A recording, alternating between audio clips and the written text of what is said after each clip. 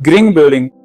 இது நாம் கட்டும் நேரத்திலும் அதை பயன்படுத்தும் நேரத்திலும் அதிகபட்சமாக கழிவுகளை குறைக்கும் வகையில் இருக்கும். அதாவது அதன் அனைத்து கட்டுமான பணிகளும் நடைபெறும் போது கூட அது ஒரு நன்மைன்னு.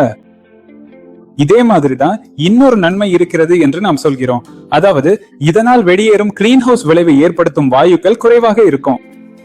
அதாவது இதற்குள் நாம் அந்த வெளியேறும் வாயுக்களின் பயன்பாடு, அதாவது அதற்கேற்ப இருக்கும் எங்கள் ஏர் கண்டிஷனிங், ஃப்ரிட்ஜ் போன்றவை அவை உற்பத்தி செய்யும் கிரீன் ஹவுஸ் வாயுக்களை குறைக்க முடியும் என்ற வகையில் இதன் முக்கியமான அம்சமாக இருக்கும்.